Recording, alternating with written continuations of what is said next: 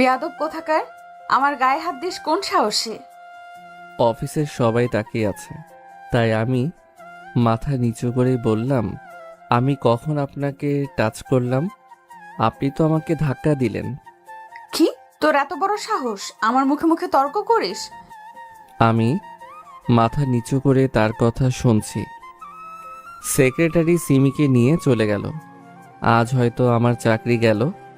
কি আপনারা কিছু বুঝতে পারছেন না, তাই তো? ইনি হচ্ছে আমার অফিসের বস আর আমার কলেজ লাইফের সিনিয়র আপু। আমি তার দুই চোখের বিষ, মোটেই সহ্য করতে পারে না। কলেজ লাইফে আমাকে মিথ্যা অপবাদ দিয়ে কলেজ থেকে বের করে দিয়েছিল। তারপর আমি লেখাপড়া ছেড়ে এখানে এসে জব নেই, আর সে আমার অফিসের বসের মেয়ে আজ অফিসে বস হিসেবে জয়েন করেছে। আমার ভাগ্যটাই খারাপ, যার জন্য কলেজ আর বাড়ি ছেড়ে এখানে আসলাম। এখানেও সে। আসুন এবার গল্পে ফেরা যাক, বাকি সাথে থাকুন, জানতে পারবেন। আমি আমার ডেস্কে বসে কাজ করছি। আমার কাজ প্রায় শেষ। হঠাৎ পিয়ন এসে আমাকে 8টা ফাইল ধরিয়ে দিয়ে চলে গেল আর বলে গেল কাল বিকালের মধ্যে যেন রেডি হয়ে যায়। কিন্তু এই ফাইলগুলো তো আমার সিনিয়রদের, আমি কেন তাদের কাজ করে দিব? আর যদিও বা করি, তাহলে এতগুলো ফাইল কাল বিকালের মধ্যে কিভাবে জমা দিব? আমি তাড়াতাড়ি করে কাজগুলো করতে লাগলাম। কাজ করতে করতে লাঞ্চ টাইম যে কখন পার হয়ে গেছে বুঝতেই পারিনি। আরও 6টা ফাইল আছে। কিভাবে যে এতগুলো ফাইল কালকের মধ্যে জমা দিব বুঝতে পারছি না। আমার আর এখন খেতে ইচ্ছে করছে না, কিন্তু টানা অনেকক্ষণ কাজ করার ফলে কাজ থেকেও মন উঠে গেছে। তারপরেও কাজ করতে থাকলাম। অফিস ছুটি হয়ে গেছে, আরও 5টা ফাইল বাকি রয়েছে। খুব ক্লান্ত লাগছে, কোনোদিন একসাথে কাজ করিনি তো, তাই। বাসায় যাওয়ার জন্য প্রস্তুতি নিচ্ছিলাম, তখন সিমি আমার সামনে দিয়ে যাচ্ছিল আর একটা হাসি দিয়ে গেল। বুঝলাম না এটা কিসের হাসি, কিন্তু এতটুকু বুঝলাম সে কোনো কিছু নিয়ে খুশি আছে, অথবা কিছু একটা অর্জন করে নিয়েছে। আমি যখনই রিক্সা ডাকতে যাব ঠিক তখনই সেক্রেটারি ম্যাডাম তার গাড়ি নিয়ে এলো। আমিও চড়ে বসলাম। কারণটা হলো এখন আমি খুবই ক্লান্ত রয়েছি। গাড়িতে তিনি অনেক কথা বলেছেন, তবে আমি শুধু হ্যাঁ না করে রেখে দিয়েছি। বাসায় এসে ফ্রেশ হয়ে ঘুম চলে গেলাম। ক্লান্তির কারণে ঘুম আসতে দেরি হলো না, কিন্তু আমার ঘুম ভেঙে গেল। ঘুম থেকে উঠে বুঝতেও পারছি না এটা সকাল না রাত। বিকালে ঘুমায় গেলে বুঝতে পারি না এটা সকাল কি রাত। ফোনটা হাতে নিয়ে দেখি রাত 2টা। পাশে তাকিয়ে তো আমি অবাক। পাশে তাকিয়ে দেখি খাবার রাখা আছে, কিন্তু কথাটা হলো আমার ঘরে খাবার এলো কিভাবে? দরজা তো লাগানো আছে, আর আমার যতদূর মনে পড়ছে আমি তো কোনো খাবার অর্ডার দেইনি বা কোনো খাবারও কিনে নিয়ে আসিনি। আর প্লেটটাও তো আমার না। যার খুশি তার হোক। এখন আমার খুব ক্ষুধা লেগেছে, আর পারছি না। ক্ষুধার জ্বালায় পেটটাও খুব ব্যথা করছে। আমি লাফিয়ে ওয়াশরুমে গিয়ে হাত মুখ ধুয়ে এসে খেতে লাগলাম। আহা, খাবারের কি! আমি লাফিয়ে ওয়াশরুমে গিয়ে হাত মুখ ধুয়ে এসে খেতে লাগলাম। আহা, খাবারের কি টেস্ট! তাও আবার বিরিয়ানি, আমার সব থেকে ফেভারিট খাবার। খাওয়া শেষে পানি খেয়ে হাত মুখ ধুয়ে প্লেটটা পরিষ্কার করে রাখলাম। সকালে আবার সেক্রেটারি ম্যাডামকে দিতে হবে। খাবার টেস্ট করেই বুঝে গেছি এটা কার রান্না, কারণ এর আগেও ম্যাডামের হাতের রান্না আমি খেয়েছি। ম্যাডাম আমার কত খেয়াল রাখে। আবার ঘুমানোর জন্য প্রস্তুত হলাম, কিন্তু রাতে যদি আমার একবার ঘুম ভেঙে যায় তাহলে আর সহজে ঘুম আসে না। শুয়ে শুয়ে ভাবছি ম্যাডাম কি করে আমার রুমে এলো। আমি তো দরজা ভালো করে লক করেছিলাম। সকালে না হয় জিজ্ঞেস করে নিব, আর সাথে বড় করে একটা ধন্যবাদ জানাবো। কিন্তু আমি ভাবছি কতদিন আর অন্যের উপর ভরসা করে আমি চলবো? প্রতিদিন তো আর কেউ আমাকে খেতে দিবে না, আর হোটেলের খাবার খেলে টাকা বাঁচবে না। তাই ভাবছি রান্না শিখে নিব, কিন্তু কি করে শিখব? ইউটিউব তো আছে। তাড়াতাড়ি ইউটিউবে ঢুকলাম। দেখে নিলাম কয়েকটা রেসিপি। কাল অফিস থেকে ফেরার পথে প্রয়োজনীয় সব জিনিসপত্র কিনে আনবো। এখন রাত 4টা বাজে, তারপরেও ঘুমের চিহ্ন নেই। কি করলে যে ঘুমাতে পারবো? সকাল সকাল অফিস যেতে হবে, না হলে ভাগ্যে খারাপই আছে। যদি ভালো থাকতে চাই তবে খুব সাবধানতা বজায় রাখতে হবে। না জানি নতুন ম্যাডাম আবার কি করে বসে। ঘুম আসছে না তাই গেম খেলতে লাগলাম। গেম খেলে খেলে ব্যাটারি লো করে দিয়েছি। মাথা এখন প্রচণ্ড ব্যথা করছে। ঘড়ির দিকে তাকিয়ে দেখি 8টা বাজছে। আজ মনে হয় ভাগ্যে সত্যি খারাপ কিছু আছে, কারণ আমার অফিস 9টায়।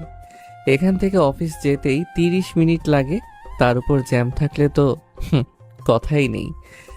তাড়াতাড়ি ফ্রেশ হয়ে রেডি হয়ে দিলাম দৌড়। রাস্তায় দাঁড়িয়ে আছি কিন্তু কোনো গাড়ি পাচ্ছি না। বিপদের সময় সব দিক থেকেই বিপদ আসে। কিন্তু সেক্রেটারি ম্যাডাম গাড়ি নিয়ে এসে দাঁড়ালো। আমি তাড়াতাড়ি চড়ে বসলাম। কি হলো, ঘেমে আছো কেন? ম্যাডাম কথা না বাড়িয়ে তাড়াতাড়ি গাড়ি চালান, রাস্তায় সব বলা যাবে। ম্যাডাম গাড়ি চালাতে লাগলো। রাস্তায় কি হয়েছে, এত ঘামছো কেন? আসলে অফিসে লেট হয়ে যাচ্ছে, আর বস তো কেমন সেটা তো আপনি জানেন। আরে টেনশন নিও না তো, কিছুই হবে না। অফিসে চলে এসেছি madam, thank you so much. এই বলে আমি অফিসে দৌড়ে ঢুকে গেলাম। এসেই ডেস্কে বসে পড়লাম। হ্যাঁ, এতক্ষণে শান্তি লাগছে। একদম টাইমে এসে পৌঁছে গেছি। অনেক কাজ পড়ে আছে, কাজগুলো করতে লাগলাম। না জানি আবার এটার উপর দিয়েই ঝড় বহিয়ে দেয়। একটু পর পিয়ন এসে বলে গেল বস নাকি আমাকে ডেকে পাঠিয়েছে। আমি আবার কি করলাম? যাই হোক, তাড়াতাড়ি বসের রুমের দিকে গেলাম। ম্যাডাম, আসতে পারি? আমি ভিতরে প্রবেশ করলাম। কেবিন একদম শান্ত হয়ে আছে, শুধু এসির শো শো আওয়াজ আসছে। মিস্টার রিফাত, জি ম্যাডাম। তুই জেল থেকে কেমন করে ছুটলি? চাকরি পেলে কিভাবে? ম্যাডাম, আমি তো আপনার কোনো ক্ষতি করিনি, তাহলে আপনি আমার সাথে এরকম কেন করেন? এটা তো সবে শুরু। তুই কি জানিস তোকে কেন এখনো তাড়িয়ে দিইনি? কেন? কারণ তোর সাথে আমার অনেক বোঝাপড়া বাকি আছে। আমি তো আপনার কোনো ক্ষতি করিনি, তাহলে কেন আমার সাথে এমন করছেন? কে বলল যে তুই আমার সাথে কিছু করিসনি? তুই প্রথম ছেলে যে আমার গায়ে হাত তুলেছিস।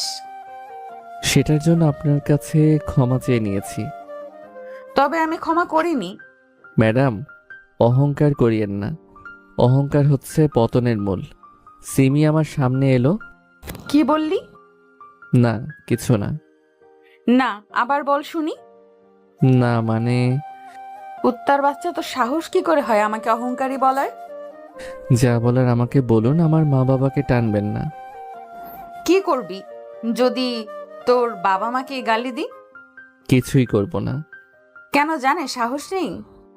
সাহস তো আছে, তবে আপনার মতো অহংকারী নয় যে যার তার গায়ে যখন তখন হাত উঠাবো। আমি মানছি আমি ফকির, তবে আপনিও আমার থেকে কম না, কারণ টাকাগুলো আপনার বাবার। আপনার কিছু আছে? আমি ফকির না, কারণ আমি খেটে খাচ্ছি। আর আপনি তো আপনার বাবার টাকার গরম দেখাচ্ছেন। যেদিন নিজে টাকা ইনকাম করে বড়লোক হবেন, সেদিন নিজেকে বড়লোক বলবেন। তোর সাহস কি করে হয় আমাকে অপমান করার? যা, বের হ। ম্যাডাম, একটা কথা মনে রাখেন, সময় সব সময় এক থাকে না। আজ আপনার দিন চলছে, তবে একদিন আমারও সময় আসবে। এই বলে ডেস্কে এসে কাজ করতে লাগলাম। অনেক সময় নষ্ট হয়ে গেল। এমনিতে এতগুলো কাজ, তার উপর আবার সময় নষ্ট হয়ে গেল। এখন এতগুলো ফাইল কম সময়ে কিভাবে কমপ্লিট করি? আমার তো মনে হচ্ছে কাজ যাতে পূরণ না করতে পারি, তার জন্যই আমাকে এখানে ডেকে পাঠালো। কাজ না করতে পারলে হয়তো আরও অপমান করার সুযোগ পেয়ে যাবে, যেটা সিমি হাতছাড়া করতে চায় না। আমি তাড়াতাড়ি হাত চালাতে লাগলাম। লাঞ্চ টাইমেও কাজ করতে থাকলাম। কাজ করতে করতে হাত ব্যথা হয়ে গেছে, তবুও আমি আমার কাজ করতে থাকলাম। আর মাত্র একটা ফাইল আছে, আর সময় আছে 45 মিনিট। তারপরেও কাজ করতে লাগলাম। হাত অবশ্যই আসছে, হাতটা যে টিপবো তার উপায় নেই। পিয়ন এসে বলে গেল ম্যাডাম আমাকে ডাকছে। আমার কাজ হয়ে গেছে। আমি ম্যাডামের কাছে গেলাম। সিমি আমাকে দেখে একটা হাসি দিল। এটা একটা বিজয়ের হাসি। ফাইলগুলো কমপ্লিট করতে পেরেছেন মিস্টার রিফাত? জি ম্যাডাম, পেরেছি। আমার কথা শুনে সে অবাক। কই দেখি। নিন। সিমি ফাইলগুলোর দিকে অবাকভাবে তাকিয়ে আছে। সিমি ভাবছে কি করে এতগুলো ফাইল এত কম সময়ে কমপ্লিট করলো। এখন যা, কাল ফাইলগুলো দেখব। আমি হোটেল থেকে খাবার কিনে বাসায় চলে গেলাম। খুব খুব খুব ক্লান্ত লাগছে, সাথে অনেক ক্ষুধা লেগেছে। ফ্রেশ হয়ে এসে একটু খেয়ে ঘুমিয়ে পড়লাম। ক্লান্তির কারণে ঘুম আসতে দেরি হলো না। ঘুম ভাঙলো রাত 8টার দিকে। মুখ হাত ধুয়ে এলাম। বিকেলের খাবারটা বেঁচে গেছে, তাই খাবারটুকু নষ্ট না করে খেয়ে নিলাম। খাওয়া হলে শুয়ে শুয়ে ফেসবুক চালাচ্ছিলাম। এতক্ষণে মনে শান্তি এসেছে। সিমিকে জব্দ করতে পারায় মনটা খুশি খুশি লাগছে। কিন্তু আমি জানি সিমি আমাকে ছাড়বে না। তবে আমি সামলে নিব। রোজ রোজ তো আর হোটেলের খাবার খাওয়া যাবে না। তাই রান্নার জন্য প্রয়োজনীয় জিনিসপত্র আনার জন্য বাজারে গেলাম। কিন্তু আমার চা খাওয়ার মন হলো, তাই একটা রেস্টুরেন্টে ঢুকলাম। অনেক দিন থেকে চিকেন কাবাব খাইনি, ভাবছিলাম সেটাও খাবো। রেস্টুরেন্টে ঢুকে দেখি সিমি বসে আছে, সাথে একটা ছেলে মানুষ। আমাকে হয়তো দেখেনি, আর দেখলেই বা কি, ও ওর মতো, আমি আমার মতো থাকবো। ওয়েটার অর্ডার নিয়ে গেল। সিমিদের দিকে তাকাতেই দেখি সিমি আমার দিকে চোখ বড় বড় করে তাকিয়ে আছে। থাক, আমার খাবার চলে এসেছে। আমি খাওয়াতে মন দিলাম। চিকেন কাবাব ও আমার ফেভারিট। খাওয়া শেষে বিল দিয়ে চলে এলাম। জিনিসপাতি কিনে বাসায় চলে আসলাম। বাসায় এসে সব ঠিকঠাক করে রাখলাম। রাতে আরেকটু ফেসবুক চালিয়ে ঘুমিয়ে পড়লাম। সকালে তাড়াতাড়ি ঘুম থেকে উঠে ফ্রেশ হয়ে রান্নার প্রস্তুতি নিলাম। আজ অনেক বড় একটা খাবার বানাবো। অনেক কষ্ট করে এই খাবারটা তৈরি করা শিখেছি, আর সেটা হলো ডিম ভাজি। কেউ হাসবেন না। ডিম ভাজি করা মুখের কথা না। কড়াইয়ে তেল ঢেলে নিলাম, কিন্তু ডিমটা যে ঢালবো সেটা সাহস হচ্ছে না। এক পা আগাচ্ছি তো 2 পা পিছনে পালাচ্ছি। পিছন থেকে সেক্রেটারি ম্যাডাম ডাক দিল। রিফাত, কি করছো? রান্না করছি ম্যাডাম। একদম ভয় পেলে রান্না করতে পারবে। আমি আসো, আমি শিখিয়ে দিচ্ছি। ম্যাডাম আমাকে রান্না করা শিখিয়ে দিল। ম্যাডামের সাথে নাস্তা করে অফিসে গেলাম। অফিসে গিয়ে বসা মাত্রই সিমি আমাকে ডেকে পাঠালো। সিমি তো এত তাড়াতাড়ি অফিসে আসে না, তাহলে আজ কি এমন হলো যে এত তাড়াতাড়ি অফিসে চলে এলো? ম্যাডাম, আসতে পারি? আসেন মিস্টার রিফাত আলী। কি ব্যাপার, আমাকে এত আদুরে গলায় ডাকছে? নিশ্চয়ই কোনো গন্ডগোল পাকাবে। বসুন। আমি বসলাম। আপনার বেতন কত? 30,000 টাকা। তাহলে 30,000 টাকা নিয়ে কি কাজ করিস তুই? ফাইলে এত ভুল কেন? এই বলে ফাইলটা আমার মুখে ছুঁড়ে মারল, যার ফলে ঠোঁট কেটে রক্ত বের হতে লাগলো। ঠোঁট কেটে রক্ত বের হতে লাগলো। ফাইলের কোণাতে লাগার ফলে ঠোঁটটা কেটে গেছে। ঠোঁট কাটলে মুখটা কেমন যেন করে, অবশ অবশ লাগে। ফাইলের কোণাতে লাগার ফলে ঠোঁটটা কেটে গেছে। ঠোঁট কাটলে মুখটা কেমন যেন করে, অবশ অবশ লাগে মুখটা। কথা বলতেও পারছি না ঠিক মতো। আমি মাথা নিচু করে বসে আছি, আর বাম হাত দিয়ে ঠোঁটটা চেপে ধরে আছি। কি করে কাজ করিস যে এত ভুল হয়? কাজ হবে কি করে? সব সময় তো মেয়েদের চিত্ত মাথায় নিয়ে ঘুরে বেড়াস। কি হলো, উত্তর দিচ্ছিস না কেন? আসলে ম্যাডাম, একসাথে এতগুলো ফাইল এত কম সময়ে কি করে কমপ্লিট করা যায়? তারপরেও তো কমপ্লিট করেছি। শুধুমাত্র পরের ফাইলটাতে একটু ভুল হয়ে গেছে। কি হলো, মুখে হাত দিয়ে কথা বলছিস কেন? আমি আমার হাতটা মুখ থেকে সরালাম। সিমি আমার মুখে রক্ত দেখে তার মুখটা গোমড়া করে নিল। সিমি হয়তো আমাকে কষ্ট দিতে চেয়েছিল, তবে হয়তো রক্ত বের করতে চাইনি। এখন বাসায় যা, আর ডাক্তারের কাছে গিয়ে মুখটা ভালো করে মুছে নিস। জি, ধন্যবাদ ম্যাডাম। হুম, যা। আমি অফিস থেকে প্রথমে ক্লিনিকে গিয়ে ঠোঁটটা ভালো করে ওয়াশ করে নিলাম। তারপর বাসায় গেলাম। বাসায় গিয়ে গোসল করে ঘুমিয়ে গেলাম। ঠোঁট কাটলে খুবই খারাপ লাগে, কথা বলতেও পারা যায় না, খাওয়া তো দূরের কথা। ঘুম থেকে উঠলাম, সেক্রেটারি ম্যাডামের ডাকে। রিফাত, আরে রিফাত, কি হয়েছে? তোমার অফিস থেকে তাড়াতাড়ি বাসায় কেন চলে এলে? এমনি। এমনি মানে দেখি শরীর ঠিক আছে কিনা। ম্যাডাম আমার গালে আর কপালে হাত দিল। হে কি, গায়ে তো জ্বর কেন? মনে হয় সিমির মারের কারণে জ্বর চলে এসেছে। ম্যাডাম তাড়াতাড়ি ডাক্তারকে কল দিল। ম্যাডাম প্রায় অস্থির হয়ে পড়েছে। আমি বুঝছি না, আমি তো আর তার কেউ নই, তাহলে আমার জন্য কেন এত অস্থিরতা তার? কিছুক্ষণ পর ডাক্তার এসে আমায় দেখে গেল আর কিছু ওষুধ দিয়ে গেল।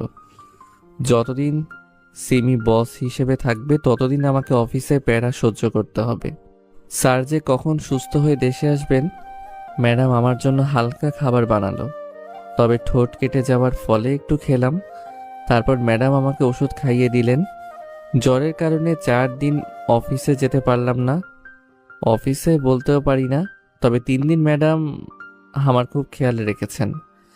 আজ তিনি অফিসে গেলেন, কি যেন ইম্পর্টেন্ট কাজ রয়েছে। কাল থেকে অফিস যাব। এখন মোটামুটি সুস্থ আছি, আর ঠোঁটের ঘাটাও প্রায় শুকিয়ে গেছে। কোনো মতে রাতটা পার করলাম। সকাল সকাল উঠে নাস্তা তৈরি করে খেয়ে অফিসের জন্য রেডি হলাম। আজ স্যার বিদেশ থেকে দেশে ফিরছেন। স্যারকে আনতে এয়ারপোর্টে গেছেন সেক্রেটারি ম্যাডাম আর সিমি। আমি অফিসে পৌঁছে আমার ডেস্কে বসে কাজ করতে লাগলাম। একটু পরে সিমি এলো। সবাই দাঁড়িয়ে ওনাকে সালাম দিলাম। সিমি যখন আমার সামনে দিয়ে যাচ্ছিল তখন আমার দিকে চোখ বাঁকা করে তাকাচ্ছিল। আমার জানে ভয় ঢুকে গেল, না জানি আজ কি কাটবে আমার। পিয়ন এসে আমায় ডেকে গেল। আমি ম্যাডামের কেবিনের কাছে যাওয়ার আগে মুখটা ভালো করে রুমাল দিয়ে ঢেকে নিলাম। শরীরে মারবে মারুক, মুখে মারতে দিব না। ম্যাডাম, আসতে পারি? হুম, আসো। আমি ভিতরে গেলাম। এ কি, কে আপনি? আর মুখ কেন রুমাল দিয়ে ঢেকে রেখেছেন? আমি আমার মুখ থেকে রুমালটা সরালাম। তুই রুমাল দিয়ে মুখ ঢেকে রেখেছিস কেন? যাতে আপনার মার মুখে না পড়ে। তাই? সিমির হাসিটা কিন্তু দারুণ। যদি সে অহংকারী না হতো তাহলে একটা পারফেক্ট মানুষ হতে পারত। যদিও সব মানুষ পারফেক্ট হয় না। জি। মুখ থেকে রুমালটা সরা, আর মারবো না। সত্যি? এই বলে মুখ থেকে রুমালটা সরালাম। এই 4 দিন অফিস আসিসনি কেন? জ্বর হয়ে গিয়েছিল তাই। অফিসে জানাসনি কেন? সেরকম অবস্থায় ছিলাম না। মুখ এত শুকিয়ে আছে কেন? কিছু খাসনি নাকি? কি করে খাবো বলেন? ঠোঁট কাটার ফলে কিছু খেতেই পারিনি। সিমির মুখটা কেমন যেন হয়ে গেল। সরি রে, রাগের মাথায় কি যে করে ফেলেছি নিজেই জানি না। আমি সিমির দিকে তাকিয়ে আছি। ভূতের মুখে রাম রাম যাকে বলে। কি হলো, এইভাবে কেন তাকিয়ে আছিস? না না, এমনি। চল। কোথায় যাব ম্যাডাম? যা বলছি তা শুন। সিমির কথার আর কোনো উত্তর না দিয়ে তার সাথে চলতে লাগলাম। বেশি কথা বললে আবার চট দিতে পারে। সিমিকে বিশ্বাস নেই, যখন তখন দিয়ে দিতে পারে। সিমি কাকে যেন ফোন করে ডাক দিল। সিমি আমাকে একটা রেস্টুরেন্টে নিয়ে গেল। আমি আর সিমি বসলাম, আর তখনই দেখলাম যে এটা সেই ছেলে যে সিমির সাথে রেস্টুরেন্টে বসেছিল। আমি সিমিকে জিজ্ঞেস করলাম, এটা কে আপু? তোর দুলা ভাই। সত্যি? হুম, নাম কি দুলা ভাইয়ের? জানি। ছেলেটা আমাদের এখানে এলো। Hi baby. হাই। কে ও? ছোট ভাই ধরে নাও। হাই বড়। হাই। বলো কি খাবে? চিকেন কাবাব, চিকেন পিৎজা, লুডুস আর একটা কোল্ড ড্রিঙ্কস। আমি ভাবছি ও এতগুলো খাবে কি করে। দেখতে তো মোটামুটি আছে, তবে হাতির মতো খাবে কি করে? খাক, তাতে আমার কি। তবে মানতে হবে, জানি ছেলেটা বীরপুরুষ, না হলে গার্লফ্রেন্ডের টাকা খাবে, তাও আবার এতগুলো। তুই কি খাবি? বিরিয়ানি হলেই হবে। ব্যাস, আর কিছু খাবি? না। তার কারণেই তো তুই এত চিকন। চিকন বলবা না, এখন চিকন ছেলেদের উপর সবাই ক্রাশ খায়, তাই চিকন হয়ে আছি।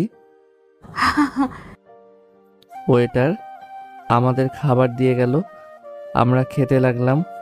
আমি আর সিমি বিরিয়ানি খাচ্ছি, আর হাতিটা চিকেন কাবাব আর বাকি ডিশগুলো খাচ্ছে। শালা হাতি একটা, না হলে এত খাবার একসাথে খাই কি করে? খাওয়া শেষে জনি, তুমি আজ এত কম খেলে কেন? এ কি ভাই, এত কম খেলে তো আপনি দুর্বল হয়ে যাবেন। না ভাই, তুমি চিন্তা করিও না, বাসায় গিয়ে আবার খাবো। এখানে এত খেল, বাসায় গিয়ে আবার খাবে? আমার তো ভাবতেই অবাক লাগছে। আচ্ছা বেবি, এখন বাই, অফিসে কাজ আছে। বাই। ওদের এভাবে দেখে মনটা অনেক খারাপ লাগলো। কেন লাগলো নিজেও বুঝতে পারলাম না। বাই বড়। বাই। জনি চলে গেল। অফিস যাবি না? যেতে তো হবেই, অফিসটা তো আর আমার শ্বশুরের না যে ইচ্ছা হলে যাব ইচ্ছা হলে যাব না। তাই? আপনাকে একটা কথা জিজ্ঞেস করব, আপনি হঠাৎ এত চেঞ্জ হলেন কি করে? আসলে আমি তোকে অপমান করতে চেয়েছিলাম, তবে তোকে আহত করতে চাইনি। ও, আমাকে ক্ষমা করে দে প্লিজ। আপনি কেন ক্ষমা চাইছেন? ভুল দুজনেরই ছিল। তাহলে আজ থেকে আমরা ফ্রেন্ড। গল্প করতে করতে অফিসে চলে এসেছি। সিমি তার কেবিনে গেল আর আমি আমার ডেস্কে বসে কাজ করতে লাগলাম। আর এখন থেকে এই অফিসটা সিমি সামলাবে, আর ওনার বাবা অন্য অফিসে, যার ফলে সেক্রেটারি ম্যাডামকে স্যারের সাথে যেতে হয়। মাঝে মাঝে সেক্রেটারি ম্যাডামকে খুব মিস করি, কারণ এখানে আসার পর থেকে একমাত্র উনি আমার খেয়াল রেখেছিলেন। এইভাবে দিনকাল কাটতে থাকলো। সিমি এখন আমার খুব ভালো বন্ধু হয়ে গেছে, যাকে বলে গলায় গলায় ভাব। তবে আমি তাকে এখনো জানাইনি আমি কে। ঈদের কারণে অফিস ছুটি দিয়েছে বেশ কয়েকদিন। ভাবছি এই সুযোগে নিজের বাসা থেকে ঘুরে আসি। নিজের না, তবে আমার বাবার নিজের বাসা। আমি ভাবছি কালকে আমি বাসায় যাব। রাত্রেবেলা শুয়ে আছি আর সে সময় সিমি কল দিল। বলো। সিমি আমাকে তুমি করে আর তার নাম ধরে ডাকতে বলেছে। কোথায় আছিস? শ্বশুর বাড়িতে। হারামজাদা, সত্য কথা বল। এত রাতে আর কোথায় থাকবো, বাসাতেই আছি। এখন আমাদের বাসায় আয়। মাথা খারাপ, এত রাতে কেন যাব? আসতে বলেছি। কেন সেটা তো বলো। তোকে একটা কথা বলার আছে। আমারও তোমাকে একটা কথা বলার আছে। তাহলে তাড়াতাড়ি আমাদের বাসার ছাদে চলে আয়। কল কেটে ভালো মতো দরজা লক করে সিমির বাসার দিকে গেলাম। সিমিদের ওখানে গিয়ে সোজা তাদের বাসার ছাদে গেলাম। দেখলাম সিমি দাঁড়িয়ে আছে। বলো, কি বলবে? এসেছিস? দেখতেই তো পাচ্ছ। বল, কি বলবি? আগে তুমি বলো, তুমি আমাকে ডেকে এনেছো। ঈদের পরে আমার বিয়ে। ওর মুখ থেকে এ কথা শোনার কোনো ইচ্ছেই আমার ছিল না। আমার মনটা বিষণ্ণতায় ভরে গেল। ভালো। কার সাথে? জনির সাথে। তাহলে তো আরো ভালো। এবার বল, তুই কি বলবি? আমি কাল দেশের বাড়ি যাব, তাই তোমাকে জানাতে এলাম। তাহলে আমার বিয়েতে থাকবি না? থাকার চেষ্টা করব। তুই না থাকলে কিন্তু খুব খারাপ হবে বলে দিলাম কিন্তু। আমি থাকলেই কি আর না থাকলেই কি? তোর মন খারাপ হয়ে আছে কেন?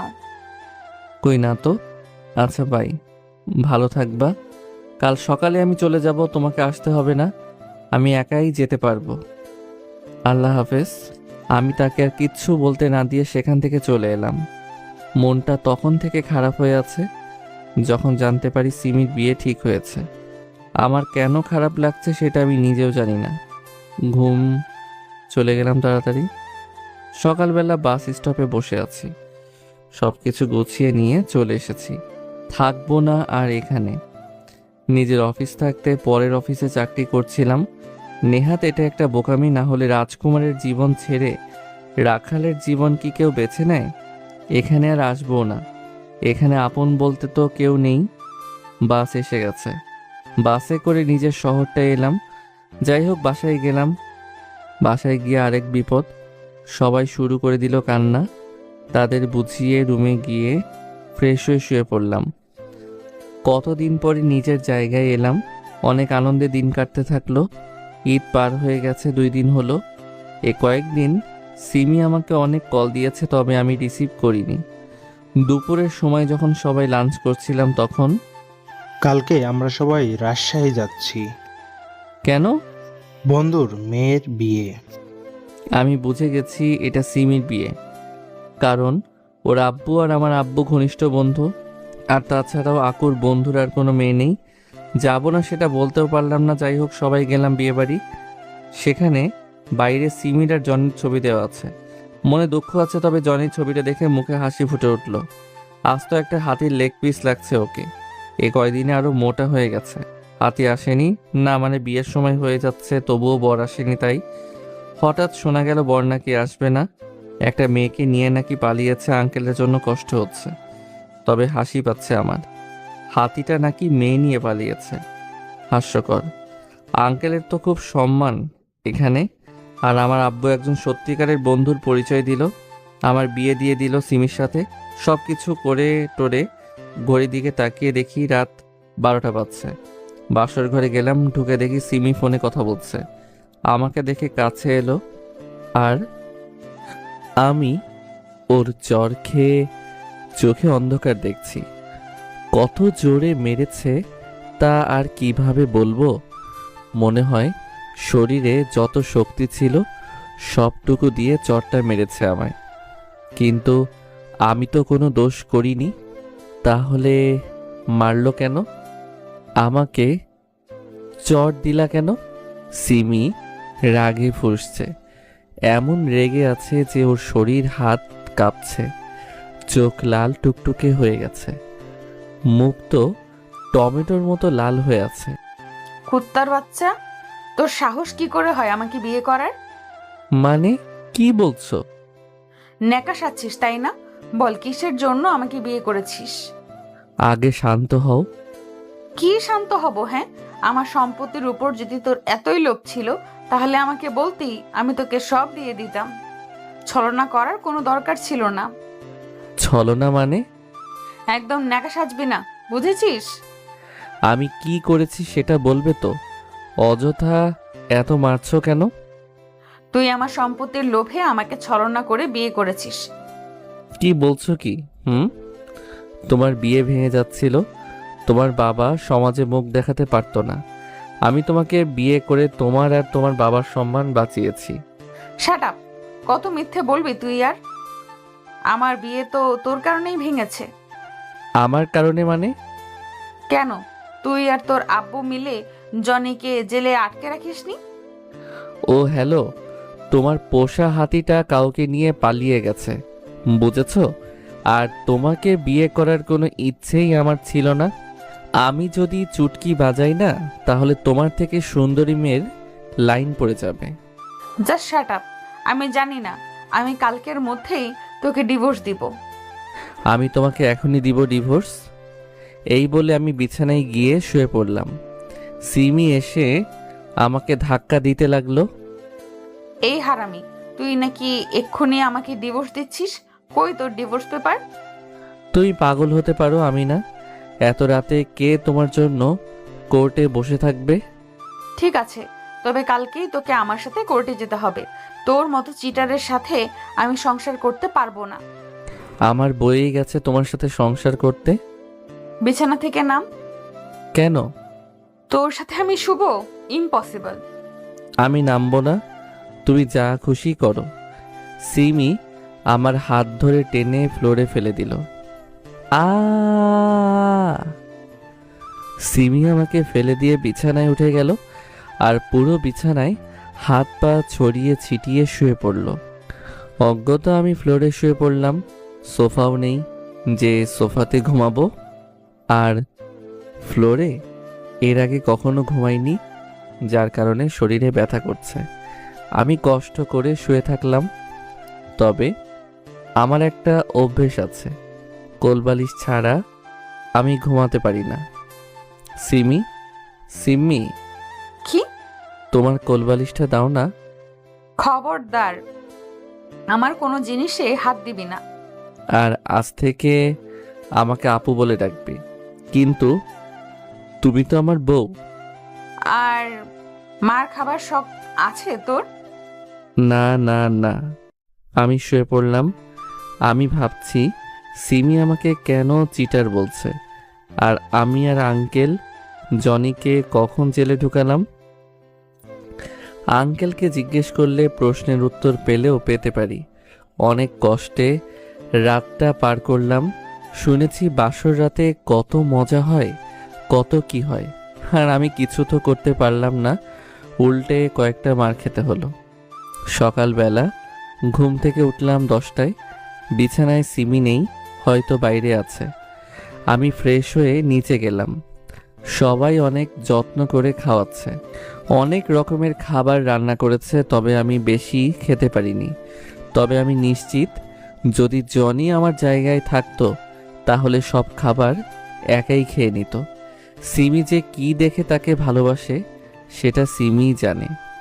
তবে আজকাল মেয়েরা ইচ্ছা করে উল্টাপাল্টা ছেলের সাথে প্রেম করে, যাতে সবসময় ছেলেটাকে ছেড়ে চলে যাবার ভয় দেখিয়ে যা খুশি করিয়ে নেয়।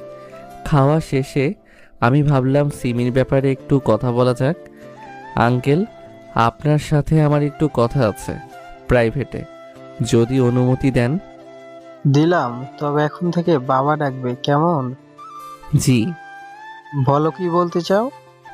সিমি বলছিল জনিকে নাকি আপনি আর আমি আটকে রেখে সিমিকে বিয়ে করেছি। আসলে বাবা, ঘটনাটা হচ্ছে জনি ছেলেটা খুব লোভী। ও শুধু টাকার জন্য আমার মেয়েকে বিয়ে করতে চেয়েছিল। আমি যখন জনিকে সিমিকে ছেড়ে দিতে বলি, তখন জনি আমার কাছে 2 কোটি টাকা চায়। তারপর?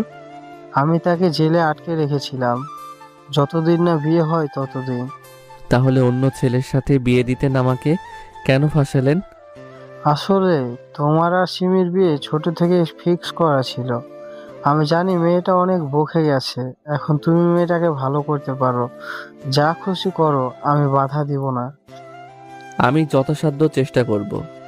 আরও কিছু কথা বলে রুমে এসে বিছানায় শুয়ে থাকলাম। একটু পর সিমি এলো। কোথায় গিয়েছিলে? কোর্টে ডিভোর্সের ব্যাপারে কথা বলতে। কি বলল? 6 মাস সময় দিয়েছে। আমি বিছানা থেকে উঠে গিয়ে তাকে জড়িয়ে ধরে বললাম, তার মানে এই 6 মাস তুমি আমার বউ? আমাকে টাচ করবি না। আরও অনেক কথা শোনালো। আমি মন খারাপ করে চলে আসছিলাম, আর তখনই শ্বশুরের কথা মনে পড়ে গেল। সিমি, কি হয়েছে তোর? আমার চোখের সামনে থেকে সর, না হলে আরেকটা দিব। দাও দেখি। নে দিলাম। আমি কারো বাকি রাখি না। মানে? ঠাস, নে। আমিও দিলাম। আমার চটটা সামলাতে না পেরে সিমি মেঝেতে ছিটকে পড়ে যায়। রাগের কারণে চটটা একটু বেশি জোরেই দিয়ে ফেলেছি। আমি ওয়াশরুমে গিয়ে মুখ হাত ধুয়ে দেখি সিমি এখনও মেঝেতে পড়ে আছে। ব্যাপার কি? কয়েক মিনিট হয়ে গেল, সিমি ওঠা তো দূরের কথা, নড়াচড়াও করছে না। সিমির আবার কি হলো? আমি সিমির পাশে গিয়ে বসে দেখলাম সিমি অজ্ঞান হয়ে গেছে, আর ঠোঁটটাও হালকা কেটে গেছে। আমি সিমিকে কোলে করে বিছানায় শোয়ালাম। স্যাভলন দিয়ে মুখটা ভালো করে পরিষ্কার করে দিলাম। পানি এনে তার মুখে হালকা করে ছিটাতে লাগলাম। অনেকক্ষণ হয়ে গেল, তারপরেও সিমির জ্ঞান ফিরছে না। 16 মিনিট ধরে অজ্ঞান হয়ে আছে। ভাবছি হাসপাতালে যাই, সিমিকে কোলে নিব, আর তখন সিমি পিট করে চোখ খুলে তাকায়। এতক্ষণ যে আমার মধ্যে কতটা ভয় কাজ করছিল সেটা বলে বোঝাতে পারবো বলে মনে হয় না। সিমি চোখ খুলতে আমি সিমিকে জড়িয়ে ধরি। কেন ধরলাম নিজেও জানি না। হারানোর ভয় যাকে বলে। এতদিন তার সাথে থেকে থেকে সিমিকে ভালোবেসে ফেলেছি। এই ছাড়, ছাড় বলছি। আমি ছেড়ে দিলাম। আমাকে জড়িয়ে ধরিস কোন অধিকারে? আমার গায়ে হাত উঠালি কেন? আর কোন অধিকারে? কি হলো বল?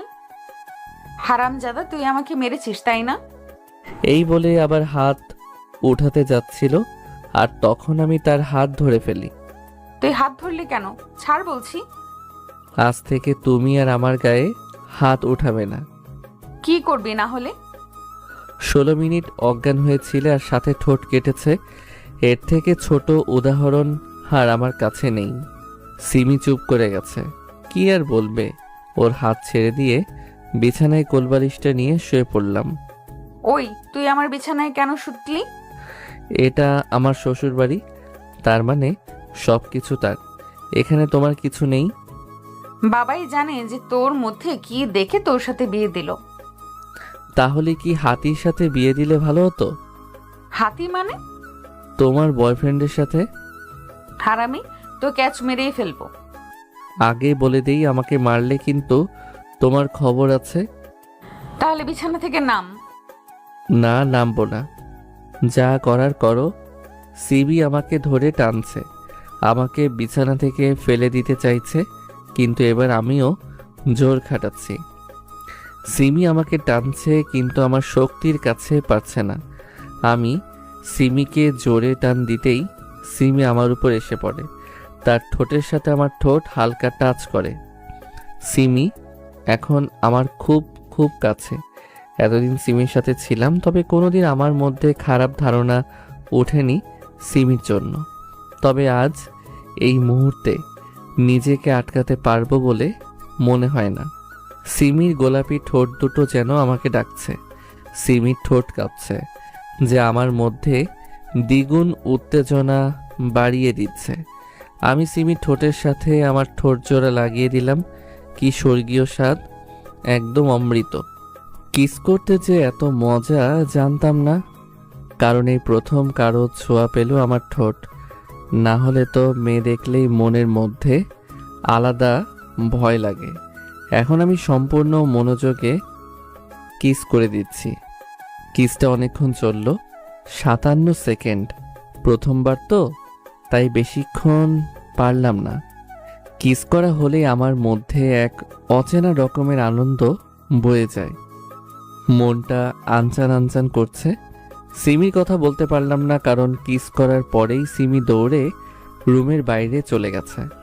আমি কোলবালিশটা নিয়ে ঘুমিয়ে পড়লাম। স্বপ্নতেও আজ খুশি খুশি লাগছে। সকালে ঘুম থেকে উঠেই মেজাজ গরম হয়ে গেল, কারণ সিমি আমার কাছ থেকে কোলবালিশটা নিয়ে নিয়েছে, আর সেটা নিয়ে এখন আরামে ঘুমাচ্ছে বিছানার একপাশে। কিন্তু আমার ভালো লাগলেই যে এখন আমরা এক বিছানায় আছি। সিমি গভীর ঘুমের মধ্যে আচ্ছন্ন রয়েছে। ঘুমন্ত সময় কতই না মায়াবী লাগছে। সিমি অহংকারী হলেও অন্য দিক দিয়ে ভালো। আমি আস্তে আস্তে সিমির খুব কাছে গিয়ে শুয়ে পড়লাম। ভাবছি জড়িয়ে ধরবো কিনা। ধুর, এত ভাবার কি আছে। সিমিকে জড়িয়ে ধরে নিলাম। কত যে নরম শরীর, মনে হচ্ছে কোনো তুলাকে জড়িয়ে ধরে আছি। আমি সিমির চুলের ঘ্রাণ নিতে থাকলাম। ঘ্রাণটাও সেই। আমি সিমির চুলগুলো সরিয়ে দিলাম, আর তার কাঁধে মুখ গুজে থাকলাম।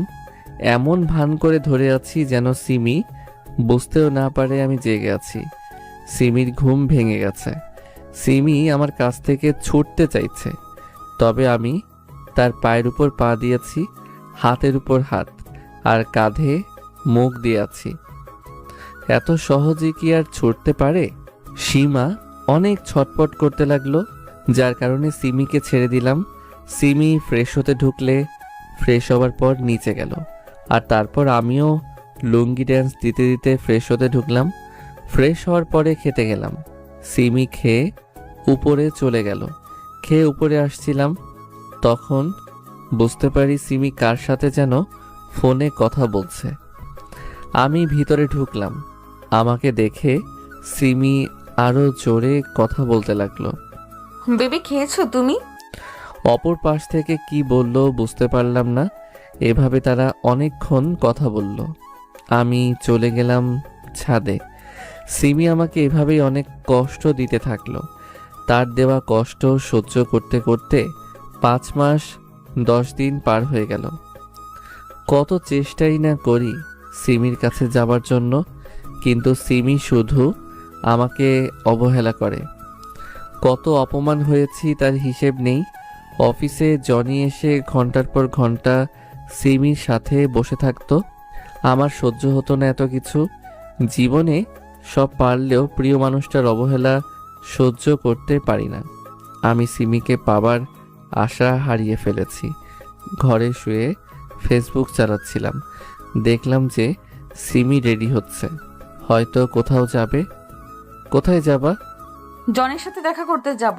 আজ আমাদের প্রেমের 3 বছর পূর্ণ হবে তো, তাই যার ফলে আজ একটা ছোট্ট করে পার্টি আছে তো।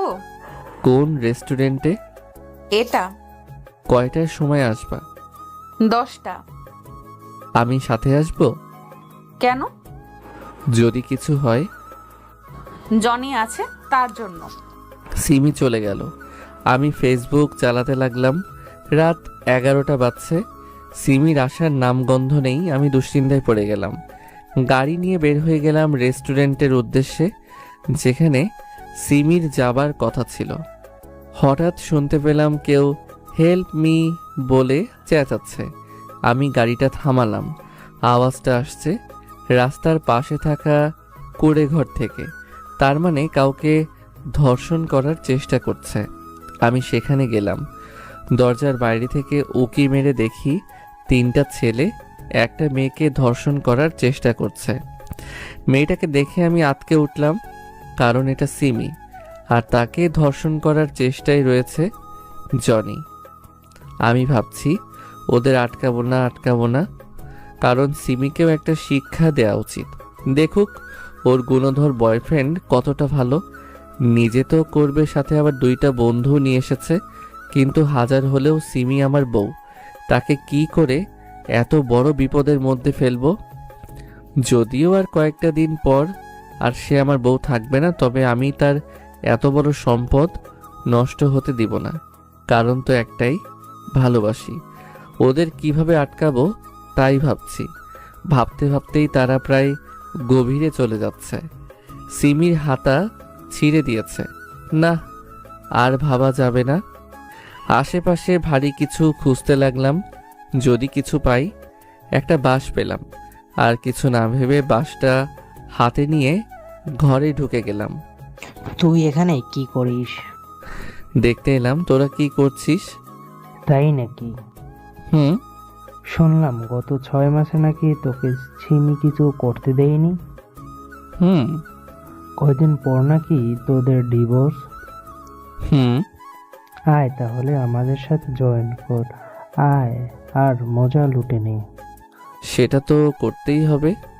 জনি মনে হয় আমার কথা শুনে খুব খুশি হয়েছে, তাই তার 32টা দাঁত দেখিয়ে হাসছে।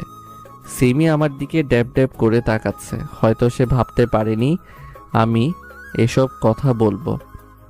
সাব্বাস বেটা, তুই আসল পুরুষ। হ্যাঁ, তবে আমার একটা শর্ত আছে। কি? আমি এখন সিমিকে নিয়ে বাসায় যাব, আর যা করার সেখানেই করব। নিয়ে যাস, তবে আগে আমরা ভোগ করে নিই। ওর কথা আর সহ্য হলো না। দিলাম বাঁশের এক বাড়ি সোজা তার মাথায়। ওকে মারার ফলে ওর 2 বন্ধুও আমাকে মারতে এলো। একটাকে নিচে দিলাম আর একটাকে পেটে। ব্যাস, মারপিট শেষ। জনি তো অজ্ঞান, বাকি 2টা উঠতে পারছে না। কি হলো, চলো। আমি সিমিকে নিয়ে বাসায় চলে আসলাম। রাস্তাতে কেউ কারোর সাথে কথা বলেনি। বাসায় এসে সিমি ফ্রেশ হয়ে কাপড় পরে বের হলো, কিন্তু ওর ডান হাতটাকে বাম হাত দিয়ে চেপে ধরে আছে। কি হয়েছে হাতে? কিছু না। সিমি তার হাত দেখালো। হাতটা অনেকখানি কেটে গেছে। কি করে কাটলো বলো বলছি। জনি কোর্টে দিয়েছিল। ওষুধ লাগিয়ে ব্যান্ডেজ করে নাও। আমি নিচে শুয়ে পড়লাম। সিমির সাথে আর এক বিছানায় শুয়ে থাকা যাবে না। এমনিতেই কয়েকদিন পর একাই ঘুমাতে হবে। অযথা মায়া বাড়িয়ে লাভ নেই। সিমির মায়া আমাকে কাটাতেই হবে। রুমের লাইট জ্বলছে। অন্ধকার ছাড়া আবার আমার ঘুম আসে না। ঘুম আসছে না, কি যে করি। উঠে বেলকনিতে গেলাম। চাঁদটা মেঘের আড়াল থেকে একবার উকি দিচ্ছে আবার লুকিয়ে যাচ্ছে, ঠিক যেন লুকোচুরি খেলছে। বেলকনি থেকে রুমে এসে ঘুমাতে যাব আর তখনই সিমির দিকে নজর গেল। এখনো স্পষ্ট ভয়ের ছাপ রয়েছে। সিমির হাতের দিকে তাকালাম, হাত থেকে তো এখনো রক্ত পড়ছে। হাতে ব্যান্ডেজ করেনি, কত অলস। যেভাবে রক্ত বের হচ্ছে সেভাবে সারা রাত রক্ত পড়লে সকাল হতে হতেই সিমির মৃত্যু হতে পারত। আমি ঔষধের বাক্সটা আনলাম, এনে হাত পরিষ্কার করে মলম লাগিয়ে ব্যান্ডেজ করে এনে হাত পরিষ্কার করে মলম লাগিয়ে ব্যান্ডেজ করে দিলাম। সিমির হয়তো খুব ব্যথা করছে। সিমি, সিমি, এই সিমি। সিমি পিট পিট করে তাকালো। কি হলো? নাও, ওষুধটা খেয়ে নাও। কিসের ওষুধ? ব্যথার। সিমি খেয়ে নিল ওষুধটা। এবার ঘুমিয়ে যাও। ঘুম আসছে না। কেন? মাথা ব্যথা করছে তাই। মাথা ব্যথার ওষুধ দিব? মাথায় হাত বুলালে ঘুম চলে আসবে। ও, একটু দাও না হাত বুলিয়ে। আমি আর কথা না বাড়িয়ে সিমির মাথায় হাত বোলাতে লাগলাম। সিমির মাথায় হাত বোলাতে বোলাতে কখন যে আমি ঘুমিয়ে গেছি বুঝতেই পারিনি। মাঝরাতে ঘুম ভেঙে গেল। সিমি থরথর করে কাঁপছে, আমাকে অনেক শক্ত করে জড়িয়ে ধরে আছে। বুঝলাম জ্বর এসেছে, তাই তার মাথায় জলপট্টি দিতে লাগলাম। সিমির জ্বর এসেছে হয়তো ব্যথার কারণে। সিমির জ্বর 9 দিন থাকলো। এই 9 দিনে সিমির অনেক সেবা করেছি। হাত কেটে যাবার ফলে খেতে পারতো না, তাই নিজ হাতে খাইয়ে দিয়েছি। আরও কত কি করেছি। আজকে ডিভোর্সের লাস্ট ডেট। আজ সিমিকে হারিয়ে ফেলবো নিজের জীবন থেকে, আর হয়তো সুযোগ পাবো না সিমির পাশে থাকার। কে যেন কলিং বেল বাজালো। দরজা খুলে দেখি কুরিয়ার বয়। সে একটা খাম দিল, আমি সাইন করে নিয়ে নিলাম। খামটা খুলে দেখি এটা ডিভোর্স পেপার। কি আর করব, এত চেষ্টার পরেও যদি আমি তার মন জয় না করতে পারি তাহলে তো আর কিছু করার নেই। এতদিন হয়তো একটু অধিকার ছিল তার প্রতি, তবে আজ থেকে আর কিছুই থাকবে না। আমার চোখ কেন যেন জ্বলছে, চোখে আবছা দেখছি। নিজের অজান্তেই কখন যে চোখে পানি এসে জমা হয়েছে তা নিজেও জানি না। ভাবা ভাবির তো আর কিছুই নেই। সিগনেচারটা করে দেই, তাহলে হয়তো সিমি খুশি হবে। হবেই না কেন? আজ থেকে তো আর কেউ তার পাশে ঘুরঘুর করবে না, কেউ তো আর বেহায়ার মতো তার পিছনে পড়ে থাকবে না। কত অপমান সহ্য করেছি শুধুমাত্র তার সাথে একটু কথা বলার জন্য। সুখে থাক ভালোবাসার মানুষটা। আমি উপরে গিয়ে আমার লাগেজটা নিয়ে চলে আসলাম নিচে। আমি জানতাম এইরকম কিছু একটা হবে, তাই গত রাতে সব কিছু গুছিয়ে রেখেছিলাম। সিমি ওয়াশরুমে ছিল, যার কারণে আমাকে এখন দেখতে পেল না। আমাকে দেখেই বা আর কি করবে। আমি ডিভোর্স পেপারে সাইন করতে যাব, কিন্তু করতে পারছি না। আমার হাত কাঁপছে। মনে এক অজানা ভয় কাজ করছে। বেশিক্ষণ এখানে থাকা ঠিক হবে না, তাই তাড়াতাড়ি ডিভোর্স পেপারে সাইন করে দিলাম আর বেরিয়ে গেলাম বাসার উদ্দেশ্যে। বাসে করে সোজা চলে এলাম। ঢাকার রাস্তায় এত জ্যাম কি আর বলবো। তারপরেও কষ্ট করে আসতে হলো, কারণ আপনজন বলতে তো মা বাবার ভাই ছাড়া কেউ নেই। বাসায় আসতে আসতে সন্ধ্যা পার হয়ে গেল। বাসায় যেতে আরও 15 মিনিটের মতো সময় লাগবে। ছোটটার সাথে অনেক দিন দেখা নেই, তাই তার জন্য অনেকগুলো চকলেট কিনলাম। খুশি হয়ে যাবে তাহলে আমার আদরের ছোট ভাইটা। একজন কষ্ট দিলে তার জন্য তো আর অন্য কাউকে কষ্ট দিতে পারবো না। সে গেছে, যাক। সিমি ওর মতো জীবন কাটাবে, আমি আমার মতো জীবন কাটাবো। রিক্সাতে করে বাসার দিকে গেলাম। বাসায় কলিং বেল চাপ দেওয়ার 2 মিনিট পর ছোটু দরজা খুলল। আমাকে দেখে লাফিয়ে আমার কোলে চলে এলো। বাসায় থাকলে কিন্তু ও এরকম করতো না। কিছুদিন বাইরে থাকাতে ভালোবাসা বেড়ে গেছে। আচ্ছা ভাই, এখন ছাড়, চল ভিতরে চল। ভিতরে যেতেই, কি রে, কখন আসলি? এখনই। হঠাৎ করে আসলি যে? কেন, আমি আসাতে কি তোমার সমস্যা হলো নাকি? তা কেন হবে? তাহলে এত প্রশ্ন কেন? বৌমা কোথায়? বউ তো। ঠিকভাবে বল। ওর কি যেন কাজ রয়েছে তাই বাইরে গেছে, আর আমি বোরিং ফিল করছিলাম, তার জন্য এখানে চলে এলাম। ভালো করেছিস। যা, ফ্রেশ হয়ে আয়, অনেক জার্নি করে এসেছিস। আমি উপরে এসে ফ্রেশ হয়ে নিলাম। ডিভোর্সের কথা এখন কাউকে বলা যাবে না, যত সম্ভব সবার সামনে ভালো করে চলতে হবে। আমি চাই না আমার কথা জেনে আমার পরিবার কষ্ট পাক। আমি নিচে খেতে গেলাম। আজ অনেক দিন পর মায়ের হাতে রান্না খাবো। খেয়ে দিয়ে ছোটকে নিয়ে উপরে এলাম, তাকে চকলেটের ব্যাগটা দিয়ে দিলাম। চকলেট পেয়ে যে কি খুশি বলে বোঝানো যাবে না। আমার এখন অনেক ঘুম পাচ্ছে, ক্লান্তির কারণে হয়তো চোখ বোঝা মাত্রই ঘুম চলে এসেছে। সকালে ফজরের আজান শুনে ঘুম ভেঙে গেল। এই সময় আমার ঘুম খুব কম ভাঙে। রাতে তাড়াতাড়ি ঘুমানোর ফলে হয়তো এখন ঘুম ভেঙে গেল। অনেক দিন থেকে বাইরে হাঁটা নেই, তাই ভাবলাম হেঁটে আসা যাক। প্রথমে মসজিদে গিয়ে নামাজ পড়লাম, তারপরে হাঁটতে বের হলাম। সকালের ফুরফুরে বাতাস শুধু শরীরকে না, মনটাকেও ফ্রেশ করে দেয়। কত ভাবছি সিমির কথা মনে করব না, তারপরও শুধু সিমির কথা মনে পড়ছে। মনটাও বড্ড বেহায়া হয়ে গেছে। যে বেশি কষ্ট দেয় তার কথাই বেশি মনে পড়ে। ভালো লাগছে না কিছুই, মনটাও বিরক্ত হচ্ছে। বাসায় গিয়ে খেয়ে রুমে গিয়ে শুয়ে থাকলাম। এভাবেই কিছুদিন কাটলো। সিমিকে ছাড়া মাথায় আর কিছু ঢুকে না, কিন্তু আমি ভাবলাম সিমি তো আমাকে ছেড়ে সুখে আছে, তাহলে আমি কেন পারবো না সিমিকে ছাড়া সুখে থাকতে। প্রথমে নিজের ক্যারিয়ার গড়ে তুলব, পরেরটুকু পরে দেখে নিব। আমি আব্বুকে বলে অফিসের বস হিসেবে নিয়োগ হতে চাইলাম। আব্বু অনেক খুশি হয়েছে। 3 দিন পর থেকে বস হিসেবে নিয়োগ হব। ব্যস্ততার কারণে হয়তো সিমির কথা ভুলে থাকতে পারবো। সারাদিন ভালো থাকলেও রাতের বেলা সিমির কথা ঠিক মনে পড়ে যায়। খেতে গেলে, ঘুমাতে গেলে সব কিছুতেই শুধু সিমির কথা মনে পড়ে। আজ অফিসে প্রথম দিন আমার। আগেও চাকরি করেছি, তবে বস হিসেবে করিনি, যার ফলে কেমন যেন লাগছে। ম্যানেজার সবার সাথে পরিচয় করিয়ে দিল। সবাই মোটামুটি ভালো। প্রথম দিন অফিসে ভালোভাবেই কাটলো। সবার সাথে ভালো ব্যবহার করি, ফ্রিভাবে কথা বলি, যার কারণে অফিসে সবাই আমাকে ভালো করেই চিনে। এভাবে 1 মাস কাটলো। ভেবেছিলাম অফিসের কাজ করলে হয়তো ব্যস্ততার মধ্যে সিমিকে ভুলতে পারবো, তবে তা করতে পারিনি।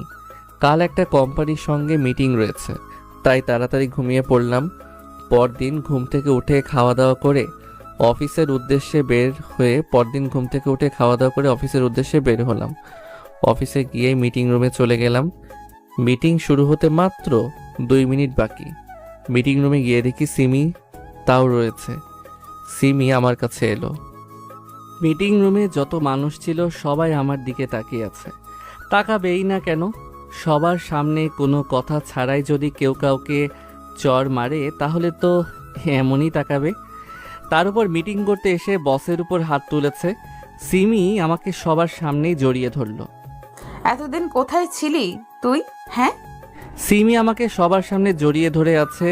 লজ্জা লাগছে প্লাস ভালো লাগছে। কি যে করি এখন। কিন্তু একটু পরেই আমার মন খারাপ হয়ে গেল। সিমি তো আমার কেউ না, তাহলে আমায় জড়িয়ে ধরবে কেন? আমার জন্য কান্না করবে কেন? সব থেকে বড় কথা, আমাকে সবার সামনে চট দিল প্লাস তুই করে কথা বলল। How dare you to touch me? সিমিকে ধাক্কা দিতে সিমি আমার ধাক্কা সামলাতে না পেরে টেবিলের সাথে বাড়ি খায়। তার কপালে আঘাত লেগেছে। টেবিলের কোণাতে সিমির মাথা বাড়ি খাওয়ার ফলে কপাল কেটে গেছে। সিমির চোখের পানি আমার সহ্য হয় না। সেখানে সিমির শরীর থেকে ঝরে পড়া রক্ত কিভাবে দেখব? সব থেকে খারাপ লাগছে যে আমার কারণেই সিমি আঘাত পেল। আমি রাগ দেখিয়ে ডিল ক্যান্সেল করে আমার কেবিনে চলে এলাম। অফিসে এই প্রথম কেউ আমাকে রাগান্বিত অবস্থায় দেখছে। রাগ হলে আমার মাথা যেন কাজ করা বন্ধ করে দেয়। কি করি না করি কিছুই মাথায় ঢোকে না। তখন চেয়ারে হেলান দিয়ে বসে আছি। ভাবতে প্রচণ্ড রকমের খারাপ লাগছে। আমার কারণে সিমি এত বড় আঘাত পেল।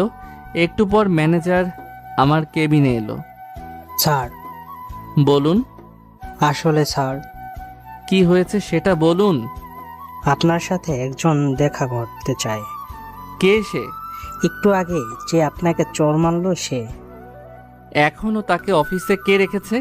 1 মিনিট সময় দিলাম, যদি তাকে বের না করতে পারেন তাহলে আপনার আজকেই আমাদের কোম্পানিতে শেষ দিন। জি জি জি জি স্যার। ম্যানেজার চলে গেল বাইরে। কি বললো আপনার স্যার? ম্যাডাম দয়া করে আপনি এখান থেকে চলে যান, না হলে আমার চাকরি চলে যাবে। আপনি সরুন, আমাকে ঢুকতে দিন। সরি ম্যাডাম, পারবো না। সিমি ম্যানেজারকে ধাক্কা দিয়ে সরিয়ে আমার কেবিনে চলে এলো আর ভিতর থেকে লক করে দিল যাতে কেউ ভিতরে না আসতে পারে। কি হলো? অফিসে এখনো কেন রয়েছেন? তোর সাথে কথা আছে। কে আপনি যে আমাকে তুই করে কথা বলছেন? আমাকে চিনিস না? না। সিমি আমার কাছে এলো আর আমাকে জড়িয়ে ধরলো। এত জোরেই জড়িয়ে ধরেছে যে নিঃশ্বাস নিতেও পারছি না। আমি সিমিকে জোর করে ছাড়িয়ে নিলাম। আমার কোটটা সিমির চোখের পানিতে অনেকটাই ভিজে গেছে। কোটে রক্ত তাও লেগে গেছে। সিমি এখনো তার মাথা ব্যান্ডেজ করেনি। মাথা এখনো ব্যান্ডেজ করেননি কেন? এমনি। আরে বসুন তো। আমি সিমিকে সোফায় বসিয়ে দিলাম আর তাড়াতাড়ি ডেটল দিয়ে তার কাটা স্থানটা পরিষ্কার করে দিলাম। পরিষ্কার করার পর ভালোভাবে ব্যান্ডেজ করে দিলাম। ব্যান্ডেজ করার পর আপনি এখন যেতে পারেন। কোথায় যাব? আপনার যেখানে ইচ্ছা। সিমি আবার আমাকে জড়িয়ে ধরল। এতদিন কোথায় ছিলা তুমি? যেখানে খুশি সেখানে থাকি, আপনার তাতে কি? আমার অনেক কিছু। আমি তো আপনাকে মুক্তি দিয়ে দিয়েছি, আর তো কিছু নেই আমার আপনাকে দেবার মতো। কোন ভালোবাসা দিবে? কেন, ভালোবাসা দেবার জন্য তো আপনার অনেক মানুষ আছে। আগের কথা বাদ দাও। দিলাম বাদ। এখন যান। সিমি আমার বুকে মুখ ঘষতে লাগলো। যাব না। না গেলে না যান, আমাকে ছাড়েন। ছাড়বো না। কেন? আমি আমার স্বামীকে ধরে আছি তাই।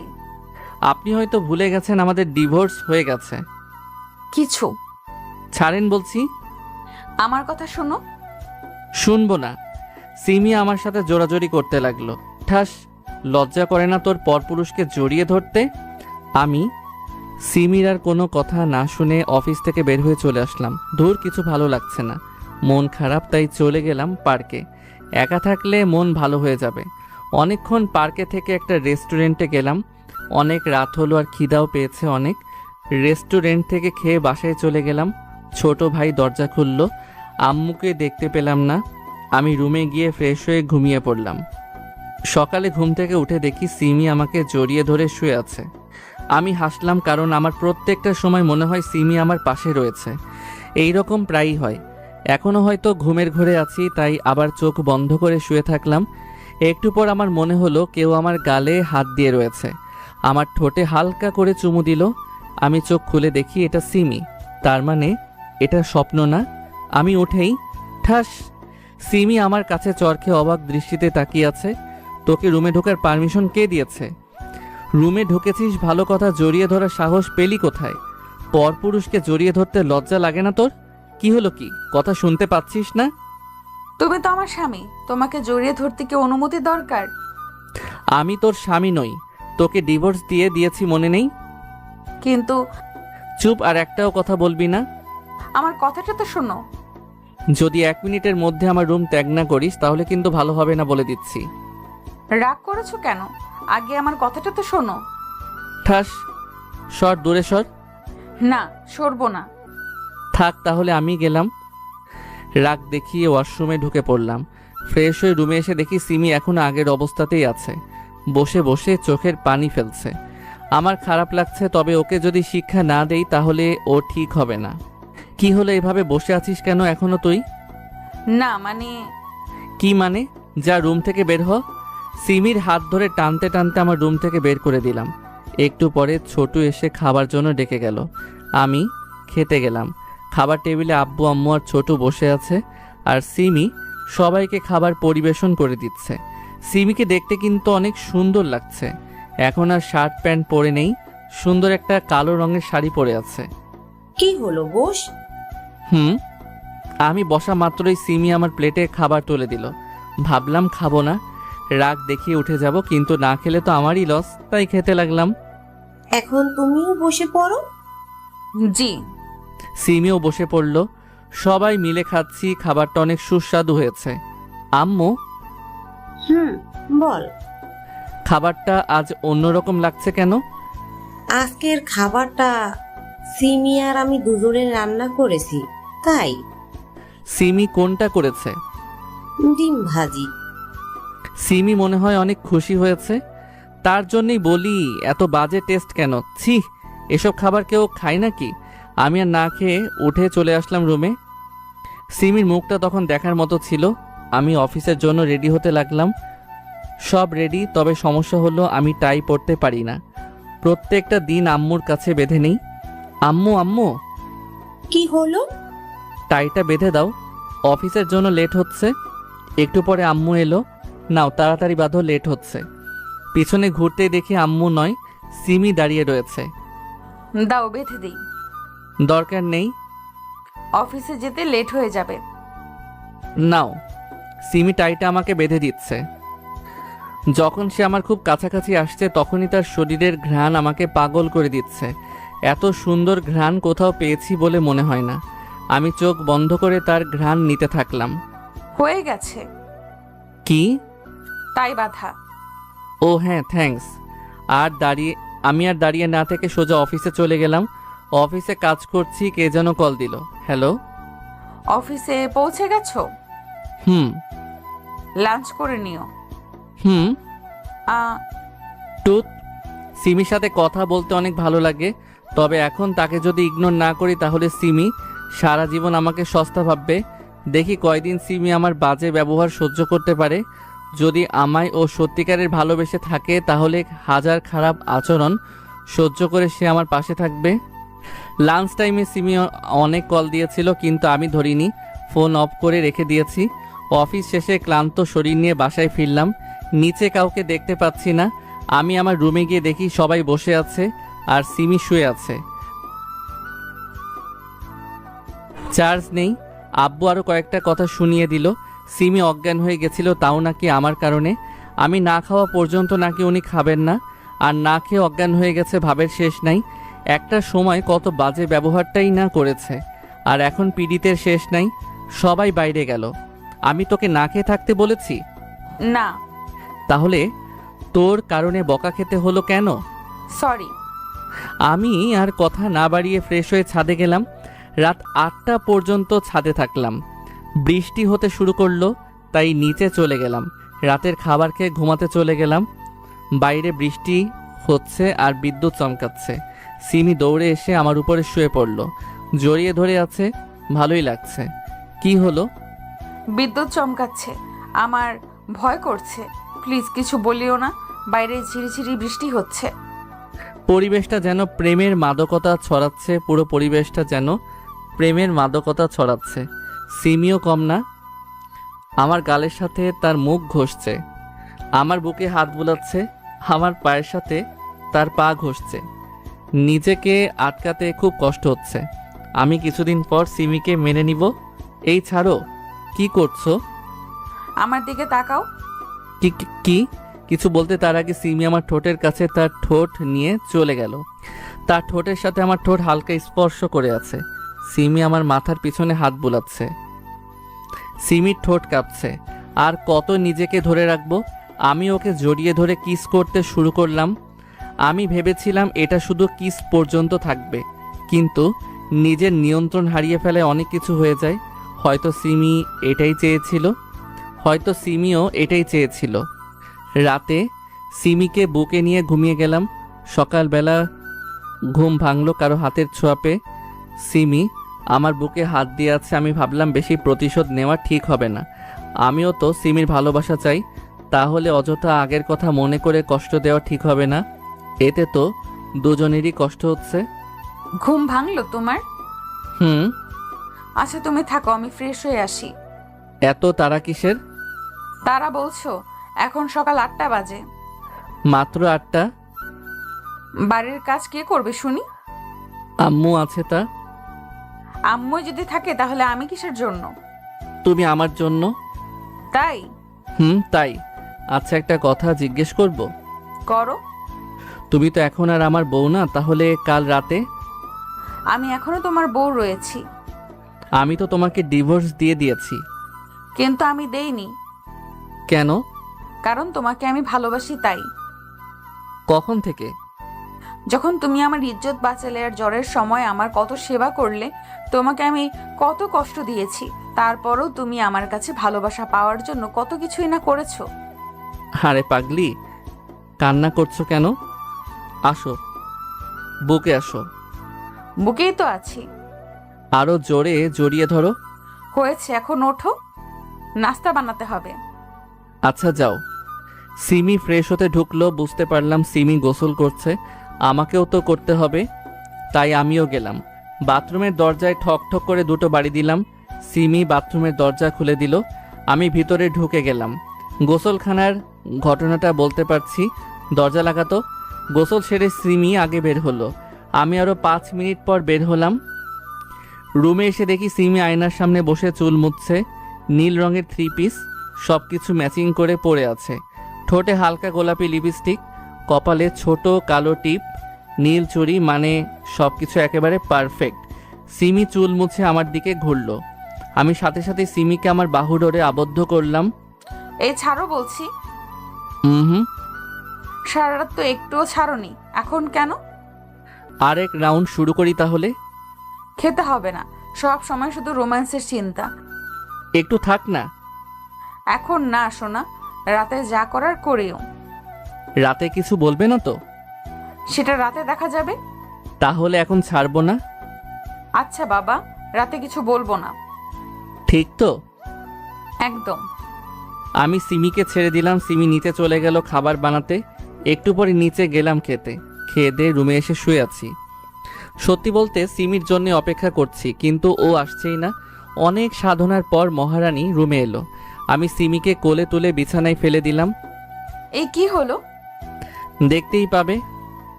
এখন না। না, এখনই। দুজনেই জোরাজোরি করতে লাগলাম। এভাবে আমাদের সংসার চলতে থাকলো। দিনে রাগারাগি আর রাতে রোম্যান্স, খুব সুন্দর করে চলতে থাকলো আমাদের সংসার। 2 বছর পর আমি অফিসে কাজ করছি, আর তখনই বাসা থেকে ফোন এলো। হ্যালো। বাবা, তাড়াতাড়ি বাসায় আয়। কেন? সিমি মাথা ঘুরে পড়ে গেছে। আসছি। আমি তাড়াতাড়ি বাসায় গেলাম, গিয়ে শুনি আমি নাকি বাবা হব। তখন এতটা খুশি লেগেছিল কিভাবে যে বলি। যখন জানলাম সিমি অন্তঃসত্ত্বা, তখন থেকে সিমিকে কোনো কাজ করতে দিতাম না, সব সময় চোখে রাখতাম। দেখতে দেখতে 9 মাস কেটে গেল। আজ সিমির ডেলিভারি ডেট। আমার খুব টেনশন হচ্ছে। ওটির বাইরে দাঁড়িয়ে আছি, একটু পর ডাক্তার বের হয়ে আসলো। কংগ্রেচুলেশনস মিস্টার রিফাত, আপনার পুত্র সন্তান হয়েছে। আর আমার বউ? উনিও ভালো আছেন, এখন দেখা করতে পারেন। Thanks doctor. আমি কেবিনে ঢুকে দেখি সিমি চোখ বন্ধ করে শুয়ে আছে, পাশেই বাচ্চা ঘুমাচ্ছে। আমি সিমির হাত আমার হাতের মধ্যে নিয়ে সিমির কপালে ছোট করে একটা ভালোবাসার পরশ এঁকে দেই। তুমি খুশি তো? অনেক। তাহলে কাঁদছো কেন? খুশিতে? পাগল। শুধু তোমার। আরও কিছু কথা বললাম। 2 দিন পর সিমিকে আর আমার ছেলেকে নিয়ে বাসায় এলাম। সব মিলিয়ে ভালোই চলছে। রাতের বেলা সিমি আমার বুকে শুয়ে আছে। কি ভাবছো? ভয় পাচ্ছি। কেন? আমাকে আর ছেড়ে চলে যাবে না তো? যতদিন এই দেহে প্রাণ আছে ততদিন আমি তোমার। সত্যি তো? একদম। উম্মা। কি হলো এটা? ভালোবাসা। উম্মা। কি হলো এটা? ভালোবাসা।